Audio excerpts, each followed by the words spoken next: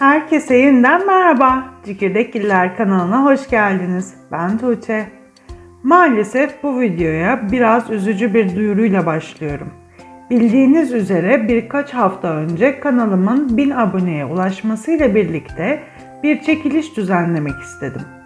Bu kuluçkadan 4'ü dolu olmak üzere 7 adet yumurta aldık. Fakat bir süre sonra yumurta içi ölümler nedeniyle işler ters döndü.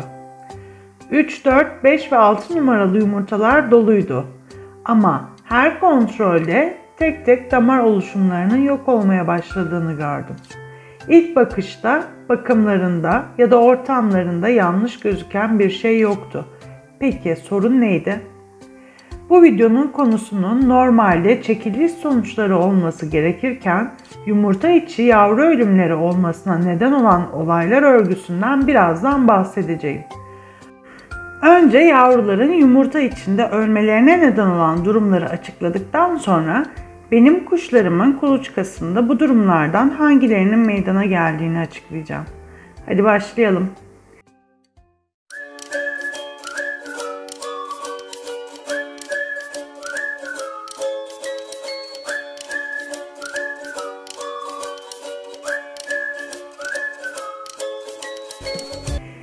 Kuluçka süresi oldukça narin bir süreçtir. Yumurta içi ölümler, yavru ölümleri gibi beklenmedik durumlarla sık karşılaşılır. Siz her şeyin yolunda gittiğini düşünürken hiç beklenmedik şekilde işler tersine dönebilir.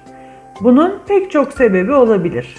Yumurtaların şekil, boyut ve kalınlık açısından yavru gelişimine uygun olmaması maalesef yavru kaybına neden olan etkenlerden biridir. İşe en başından kuluçka öncesinde erkek ve dişi kuşu iyi beslemekle başlanmalıdır. Yumurtanın düzgün oluşup gelişmesi ve yavruların sağlıklı bir şekilde yumurtadan çıkıp büyüyebilmesi için ihtiyaç duyulan tüm vitamin ve minerallerin henüz yuvalığı takmadan karşılanmış olması gerekmektedir. Özellikle kalsiyum dişinin yumurtayı sağlıklı oluşturabilmesi için çok önemlidir. Buradaki sağlıktan kastettiğim yumurtanın olması gereken şekil, boyut ve kalınlıkta olmasıdır. Kalamar kemiği ya da kuşlar için özel üretilmiş kalsiyum takviyeleri yumurta oluşumu için oldukça önemlidir. Kalsiyum fazlası da yumurtayı fazla kalınlaştıracağı için yavrunun gelişimi tamamlandığında kabuğu kırıp çıkmasını engelleyeceğinden ölümüne neden olacaktır. Size bu konuda tavsiyem kalamar kemiğini kafeste her zaman mutlaka bulundurun. Kendi ihtiyacı oranında tüketecektir. Kalsiyum takviyesini ise eğer kalamar kemiğini hiç tüketmiyorsa kullanın. Tabi sağlıklı yumurta tek başına yeterli değildir. Dolu da olması gereklidir. Bunun için de özellikle erkek kuş için kuluçka öncesinde selenyumlu E vitamini takviyesi önemli ölçüde yumurtalık doluluk oranını etkileyen takviyelerden biridir.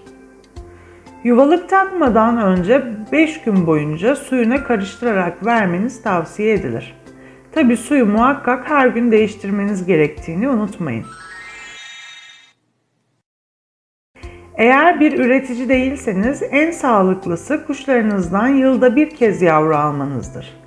Bir takımdan yılda en fazla 4 kez yavru alınabilir. Fazlası hem anaç kuşların hem de oluşacak yavruların sağlığı için uygun değildir. Bir yılda birden çok üretim yapılacaksa dikkat etmeniz gereken en önemli konu yavrular yumurtadan çıkıp 30 günlük olduktan sonra bir sonraki kuluçka için en az bir ay beklemeniz gerekmektedir. Yumurta ve yavru bakım süreci hem dişi hem de erkek kuş için yıpratıcıdır.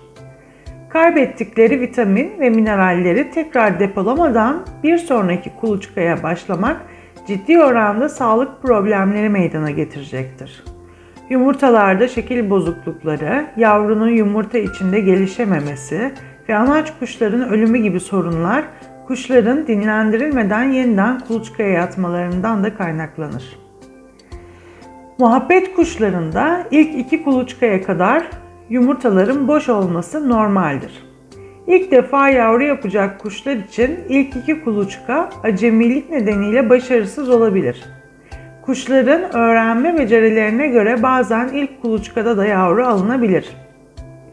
En geç 3. kuluçkada yavru almaya başlarsınız. Bu noktada size tavsiyem 3. kuluçkaya başlarken kuşların popo tüylerini kesin. Bazen tek sorun uzun tüylerden kaynaklanıyor olabilir.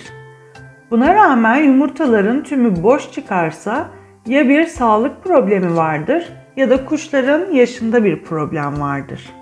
Üreme için en uygun yaş 1 ve 5 yaş aralığıdır. 1 yaş altı üretim ileride kuşlarınızda sağlık problemlerine ve erken ölümlere neden olur. Muhabbet kuşlarında üreme yeteneği 5 yaşından sonra azalmaya başlar ve sağlıklı yavru alma oranı düşer. Acemilikten kaynaklanan yavru ölümlerine bir diğer örnek ise dişi kuşun yumurtanın her yerini eşit şekilde ısıtamamasından kaynaklanır. Dişi kuşlar yumurtaları sürekli çevirerek sıcaklığın eşit kalmasını sağlarlar. Acemi dişi bunu tam olarak yapamazsa yumurtanın soğuyup yavrunun içinde ölmesine neden olur. Fazla yumurtası olan tecrübesiz dişilerde de ilk kuluçkalarda genelde bu sorun olabilir.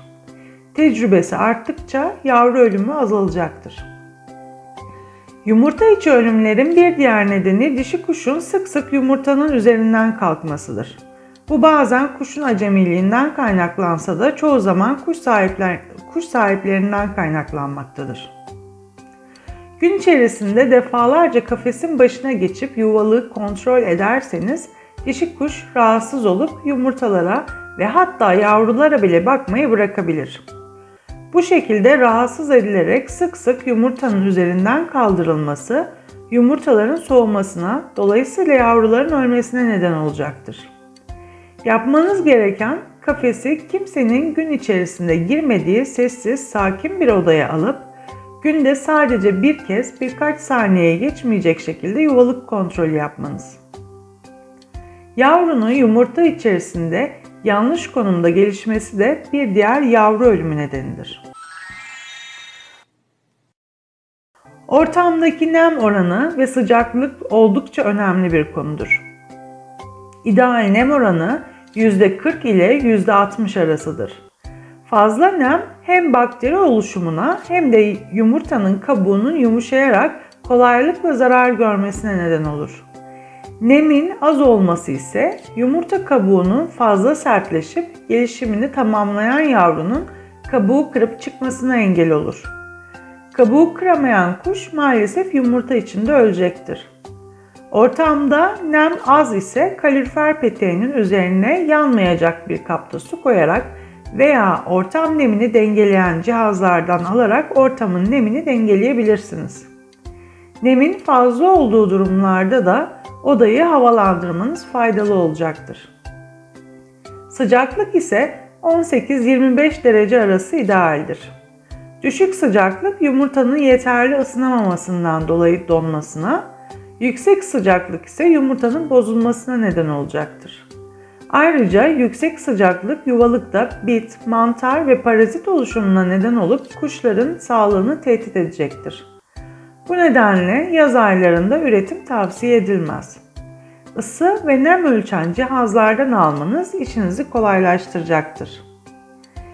Kafesin bulunduğu odada akşamları gece lambası kullanmanızı tavsiye ederim. Herhangi bir sebeple yuvadan çıkma ihtiyacı hisseden dişi kuş karanlıkta yuvayı bulamazsa yumurtalar soğuyacak ve yavrular ölecektir.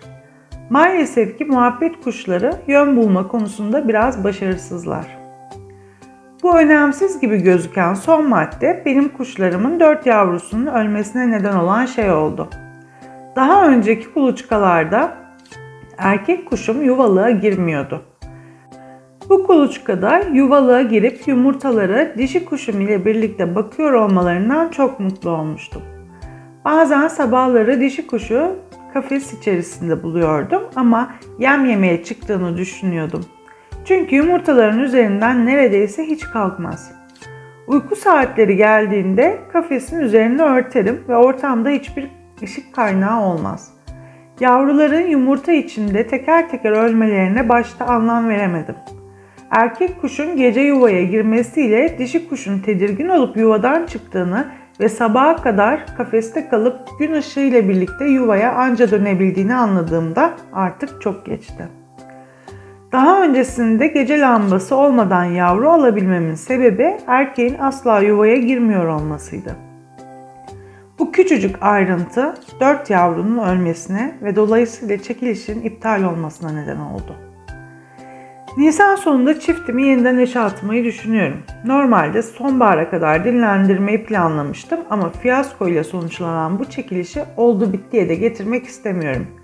Her şey planladığım gibi giderse Mayıs ortalarında konuyla ilgili bir video yayınlamayı düşünüyorum. Bugünlük benden bu kadar. Kuşlarınıza mutlu, sağlıklı, uzun ömürler dileyerek şimdilik size veda ediyorum. Bir sonraki videoda görüşmek dileğiyle. Hoşça kalın.